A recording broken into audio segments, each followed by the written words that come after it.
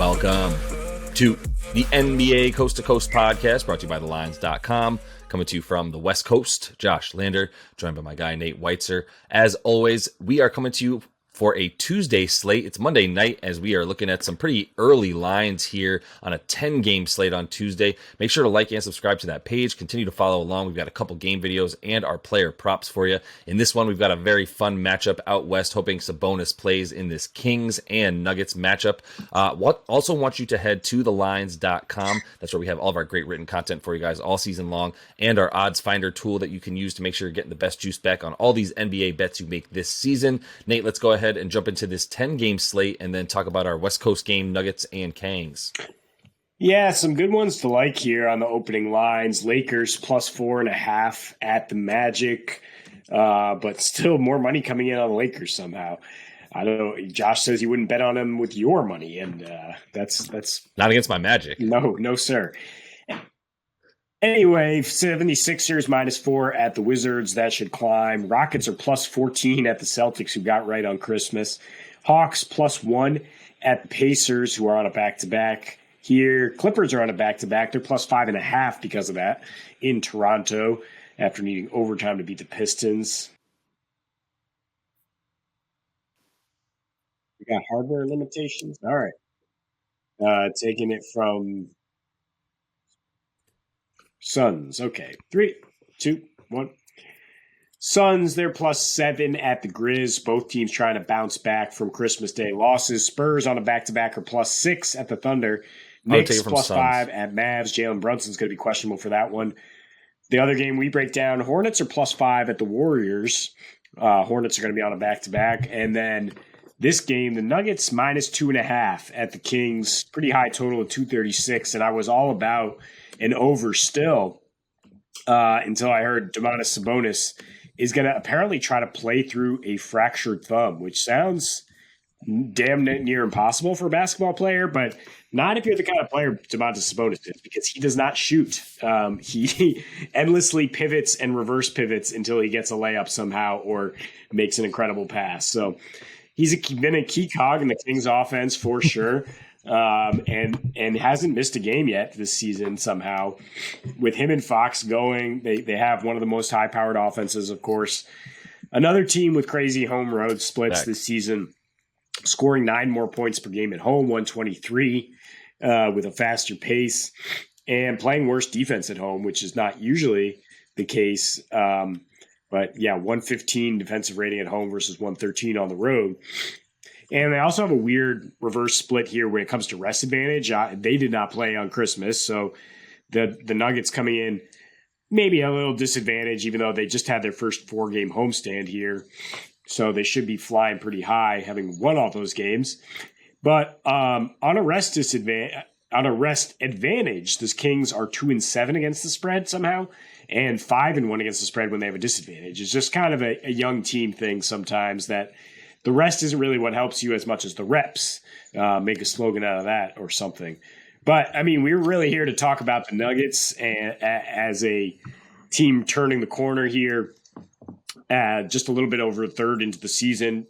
It's been an absolute mud pile atop the Western Conference, and it's begging for someone to separate. And why not Denver? I mean, when you look at their roster, if everybody can actually get on the floor, I mean, we talked preseason, it's like, I didn't even realize Michael Porter Jr. might actually play at some point this season. Well, he's out there. He's throwing in buckets. And they're just so deep. It's like at least one NBA team fumbled a good role player onto their roster somehow by accident. Calvin Booth was just like, thank you, I'll take that, and have my GM of the Year award on the way out. And now Jokic, after playing with the freaking Washington Generals the last couple of years, is still playing like an MVP with a ton of really great players around him. So, I mean, I'm on the Nuggets for sure at just -2.5. Playing on the road, their defense is a lot worse. So that's why the over seems so juicy. They have the third worst defensive efficiency on the road. Kings are third worst at home. Both teams terrible guarding the three-point line in this situation. And both teams tend to go over in that situation. And Michael Porter Jr., who I mentioned, is a walking over because with him back, these last two, they're scoring 124 30 assists, 30 free throws, pace goes up. He will just fire in anyone's face and still shoot 50% from three. And he's a terrible defender. So it works out both ways when you're trying to get those overs instead of Bruce Brown and KCP getting those minutes. Now you got MPJ out there just scoring and not getting back. And just in this situation when they have at least 2 days of rest, I mean, their game totals 250 at Orlando, 256 at Detroit, 240 versus Phoenix.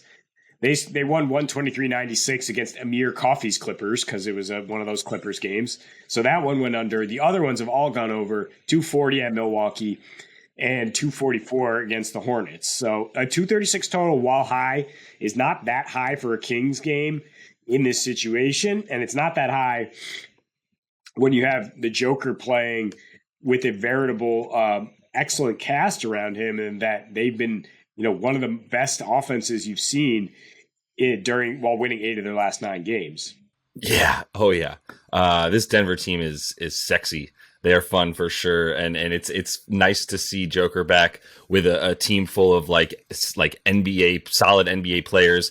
Another year with Aaron Gordon, and man, he's making Aaron Gordon look so good, and Aaron Gordon's looking really good, and his confidence is soaring right now for sure. I believe he had 7 dunks and 3 posters on Christmas night against those Phoenix Suns. So yeah, just really fun team to watch right now with those two guys, and then Bruce Brown just flying around. KCP is such a good defender for them, playing extremely well on the wing, and really their main and only-ish defender on the wing. Bruce. Yeah, there's a reason that with DeMontis this season, we're talking about 116 offensive rating versus without him 110.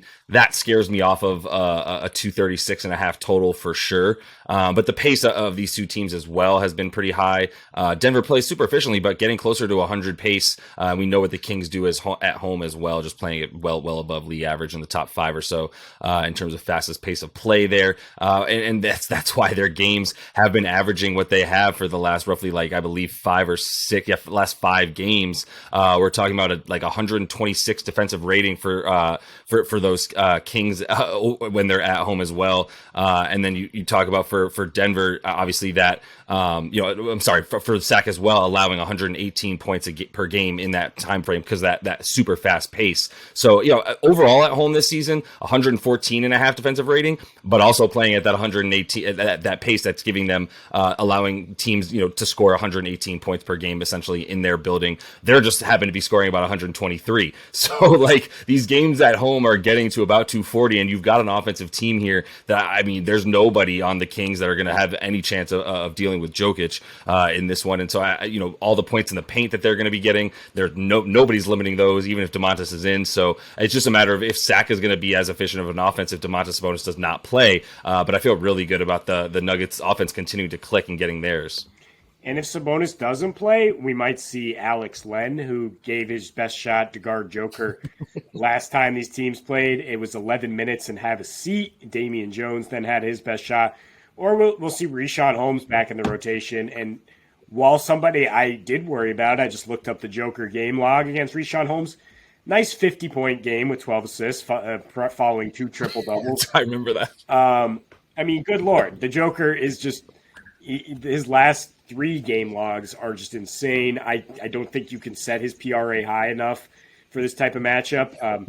He did go 38, 18, and 7 when Sabonis was playing, and somehow that game went under because he was playing with no supporting cast. So, There's just no stopping the guy right now. You're going to have one of the most efficient teams in the league, offenses, that is, and Denver's not just been the same defensively on the road. Probably in a bit of a letdown spot after that overtime win against Phoenix and after winning 4 in a row at home. But they have won 4 in a row against these Kings as well. And I think one way or another, they're going to be the ones scoring. They're averaging about 117 in those games. I have also won 4 straight against these Kings. And while I don't necessarily trust the Kings to score 118, I guarantee the Nuggets are going to be around that mark again. So their team total definitely more interesting than the overall total, but I don't mind an over in general. Yeah, no, for sure. And that's what I was getting at as well. Is I think Denver's offense just continues to click like that. And this is not the game where you sort of say, oh, maybe this is where there's some stagnation. Obviously, the threes would have to stop dropping for them, but it's not like they've been scoring that high of a percentage off of those threes. They score the 5th most points in the paint. And we know everything runs through there, and the way that Jokic is passing as well. Just everything's working for them. And this is a game where this is a good continuation for them on this road trip. Shouldn't be too much of a letdown in a situation that they should feel very comfortable. So, and then the Hornets +5 at the Warriors. That's the opening line here. As the Hornets are in a shootout with the Blazers on Monday night, it might rise or it might fall, I guess, if the Hornets wind up winning that shootout, but doubtful. I mean, after what the Warriors did on Christmas Day against a Grizzlies team that many thought were among the top in the West and came in talking some smack and once again ran into a freight train. We were kind of dancing around it, saying, I mean, before we did that video on Memphis Warriors, like, this feels like a trap, Josh. Like, I'm not going to be too strong on Memphis to roll. We were like, either close game or Memphis blowout. But we did not. We once again slept on the Warriors at home and just a completely different team. And galvanized to a degree, of course, by not having Steph Curry, the stars out, bets up type situation. A bit of a delayed effect because they still suck so much on the road, and they basically didn't even try to turn it on in those 2 New York games with historic blowouts. But as soon as they get back home, get into a matchup with a team that loves to talk, they turned it on. And now they get a team that just is kind of like tissue soft on the defensive end. We'll be happy to just run up and down, get everybody some stats, and give the fans a nice show, and then head on to the next city and continue to tank for Wemby. So it's definitely a good opportunity to take the Warriors, I think, even at -6, 7. I think if they win, it's another Warriors avalanche in the third quarter. It's come on 2 different ends of the floor their last 2 home games. They scored 40 on Christmas in the third. Ty Jerome, I think, had like 18 on his own, apparently, in the third quarter. And then the previous one, they held Boston's high-powered offense to 20 in the third quarter to pull away. So, I mean, they haven't been going over that consistently at home. Their games are averaging 230. This one's at 237. The Hornets are a little less efficient offensively on a straight-up back-to-back situation. So I don't necessarily look for them to do the same thing they've been doing in every game on this West Coast road trip. I hope they come along for the ride. If you're going to follow us on some player props on Draymond, maybe Poole to have another nice game. But I think the smartest play here is just Warriors to win and cover. The home team has actually won 6 straight in this series. It's actually 5-1 to the under. Surprisingly enough, when you think about the way these teams play. But LaMelo has not played well against this defense. And the Warriors haven't always had everybody in terms of them lighting up the other team.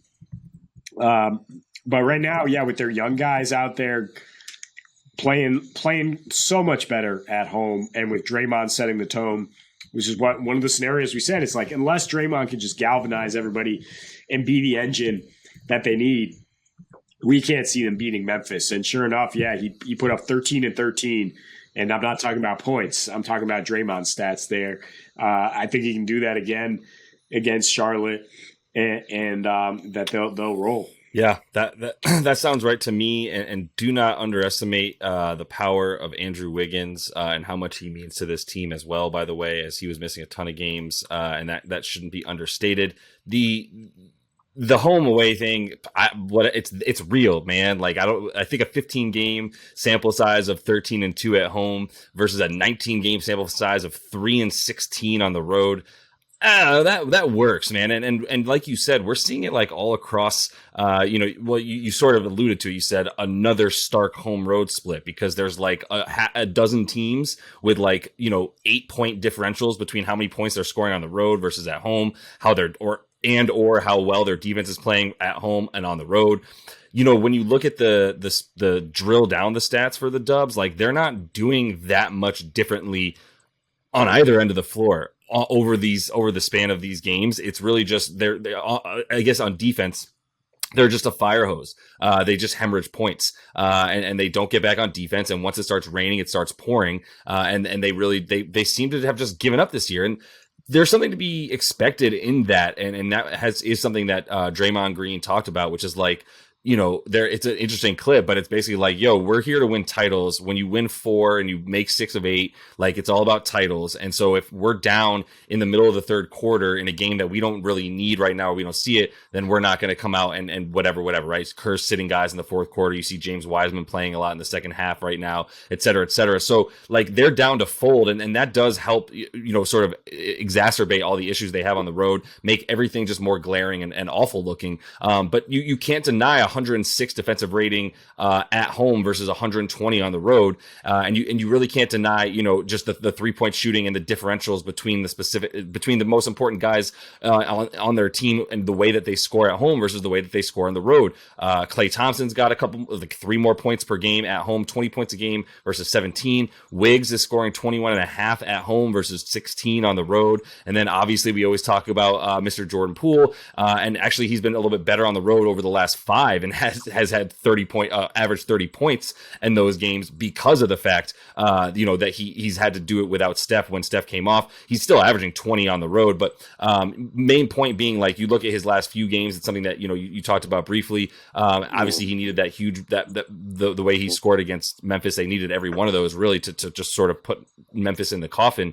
But what's most important is where he's scoring from, and he is the Steph in the offense. And so if you at least have a Steph light replacement, then you should at least be able to continue that level of offense if Draymond Green is giving you what he gave you against Memphis on offense. It does scare me a little bit to pick, to bet on Draymond to be good 2 games in a row. And he hasn't been great at times against Charlotte. I'm just thinking of a couple of times where he got kicked out early a season ago and things like that. But then it's not like they need him to that degree. And I think the way you put it with Charlotte is just absolutely perfect in terms of let's just get some nice plays, have our announcer yell way too loudly into a microphone overexcitedly, and then take this show on the road to the next stadium. And that's what they're going to do tonight after they are going to lose by double digits to Portland and make their way down to Golden State the way they have in the past. With LaMelo back, like, what we can bank on is them playing at like 105 pace, and they're just being an absolute torrid amount of possession, a torrid pace with an ass ton of possessions basically.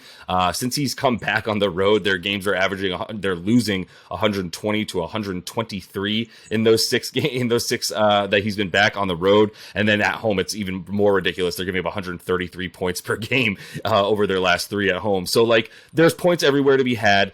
There's fast break points to be had for definitely for Charlotte. And that's going to be the main thing that concerns me about the Dubs covering by 4 is if they do not get back on defense, because they don't take this game any kind of seriously, they're fucked, because they already give up the second most fast break points per game, right? And that's what Charlotte's been doing since LaMelo came back, scoring the 4th most, and just like we said, playing at that 105 pace. So that's what it's going to take for them, is get back. And if they do to any degree, I think they'll make plenty enough shots to win this game. I don't feel comfortable betting on an over right now. Like you said, these 2 teams are averaging like less than 230 in their last like 4 matchups or whatever.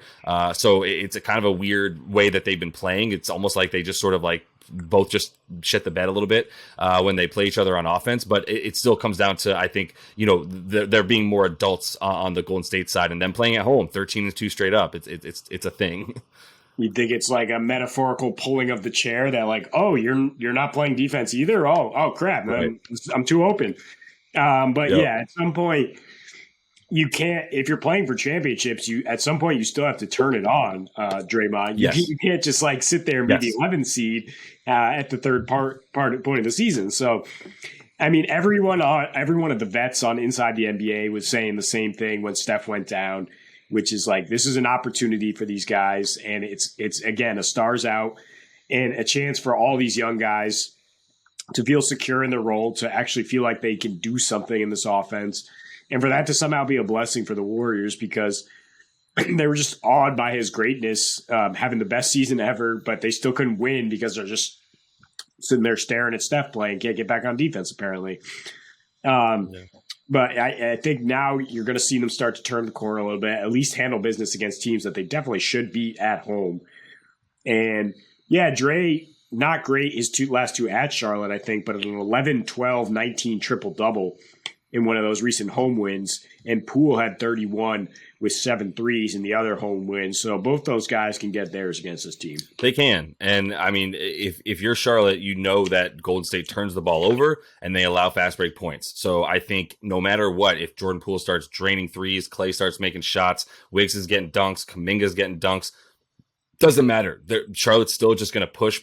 There's never going to be a moment that Charlotte's strategy is going to change from go as fast as you possibly can to slow it down. It's just not going to happen. Even if you see the Dubs coming out and scoring in transition on their own, still just going to be pushing the pace for Charlotte. So 237.5, it scares me a little bit, man, but it's probably pretty fair. And I think we should expect 240 points scored in this game. And I think the Dubs should be able to handle, 3.5, 4 points, depending on where you find it right now. So Nate, let's go ahead and jump into your first NBA player prop for tonight.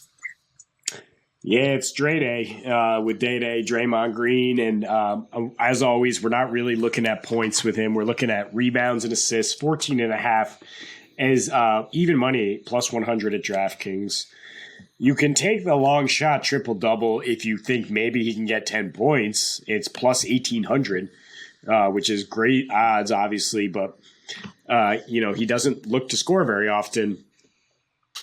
He had 3 points, 13 rebounds, and 13 assists in their latest home route. He did have 17 in their one home road win during their recent gross road trip there. So it is possible for him to score more than 10 points. Just throwing that out there. But in general, at home last season, 7.5 assists and 8 rebounds. This season, right there again, 7 rebounds, 7 assists. So he's right at the prop. But Charlotte, the team that gives up the second most rebounds, 4th most assists overall, and consistently the most rebounds to centers. Draymond, not your traditional center at all, but Charlotte, the point is they're terrible on defense everywhere. They're on a back-to-back here. They're 12-3 to the over when they're road dogs and going over by 12 points per game. So should be a lot of points here. Should be a lot of stats to go around. Yeah, just a ton of possessions, which is what you're looking for. And add the points if you want. It doesn't matter. I mean, he might just be able to throw in a couple layups here and there, maybe get to the line a few times. I wouldn't hate the points as well, but I think if the Dubs are going to sort of follow along with our game theory of the way that they should be playing and the way that they play at home, Draymond's got to be a part of this offense. Like, he can't just be the captain of the defense anymore, the way he has been most of this season. So I think he knows that.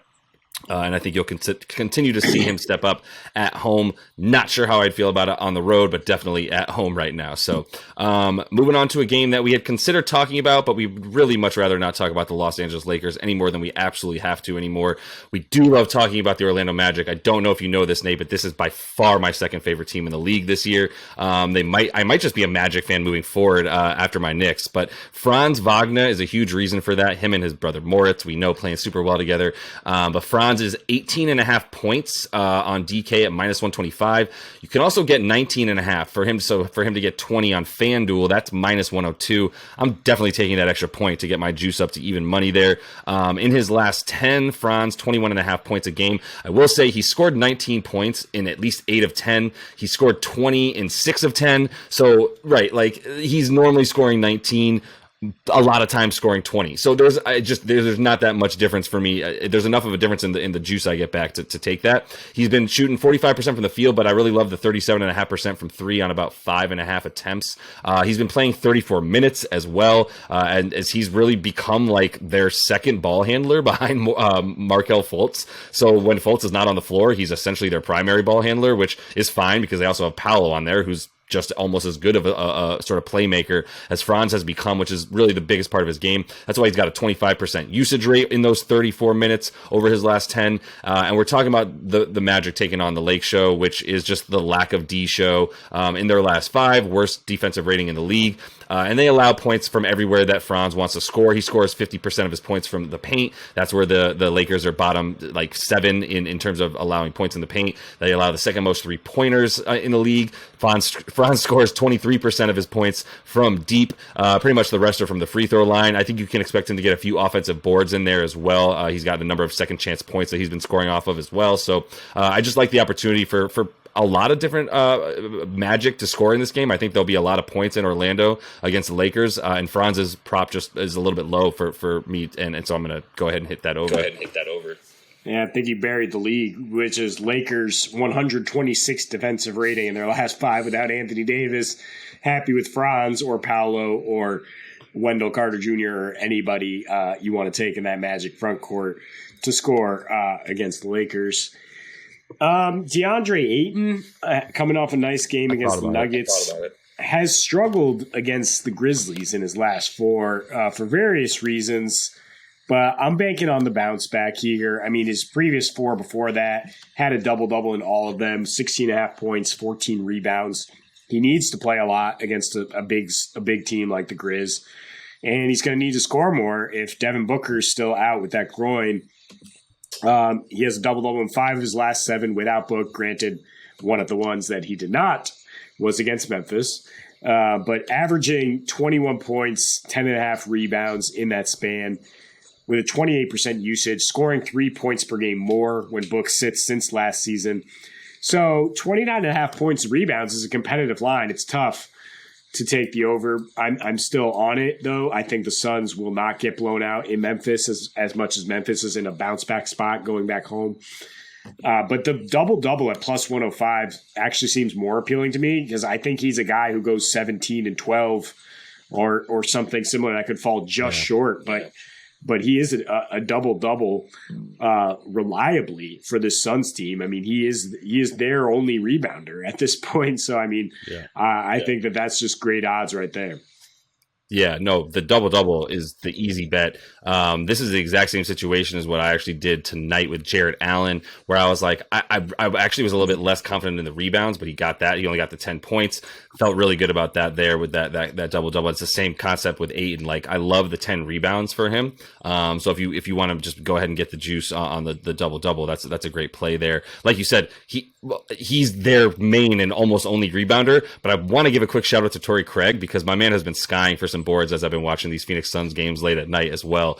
So shout out Torrey Craig. I love his game. A guy who is Torrey Craig, if Torrey Craig was a lot better on offense, is Aaron Gordon for Denver. And I think his points prop is just a little bit too low. And so I'm going to give you a few caveats here. 17.5 points over that. I'm taking that pretty much no matter what. If you want to add the rebounds to get a 24.5, you get a little bit better juice on FanDuel with that. But if Domantas Sabonis is playing, I don't really feel the need to throw rebounds in there. It's basically going to be Domantas and Nikola just battling each other for like 15 to 16 rebounds each, I would imagine. So whoever doesn't get it on whichever tall white European dude doesn't get it on for one team, the other guy probably will. So I think the rebounds are a little bit more of a gamble with him as opposed to just getting 18 points in his last 10. He's averaging 20.5. He is averaging about 7 boards. I mean, both of those get you over. On the road and as well, pretty much the same numbers, 19.5 points a game, 6.6 boards on the road. But Sac is a good rebounding team, so it's not necessarily like the best opportunity. While their defensive rating is, like we talked about in the game video, about 114 at home, which is good for giving up 118 points per game with how fast they play. They're basically top 6 or 5 in limiting opponent rebounds, enough so that even at the fast pace that they play, they are gobbling up defensive rebounds. It's just you can score on them if you want. You can get your 49 to 50% field goal percentage as a team, and probably shoot close to 37% from deep. So I think you can feel good about Aaron Gordon being all over the place and getting 18 points tonight. Yeah, I think it'll be all over the stat sheet. I think I love points in this game, like I was saying in the game video. What about 3 assists for plus 155? Can I interest you in that? I mean, he's starting to share the ball and working a little bit of two-man game with Joker down low and facilitate a little bit. And the Kings, they give up tons of paint points at home, on the road, wherever. So I think you can either tack those on total PRA or take the assist. Yeah, I think they're also probably limiting opponent rebounds because their opponent field goal percentage is so high that there are no rebounds to get, which is why we also like points in this one. So, like you said, it's a pretty fun Tuesday night slate here. So hopefully you guys are enjoying that. That is all the time we have for you in this one. Make sure to like and subscribe to that page. Continue to follow along with us. And until we see you next, happy betting.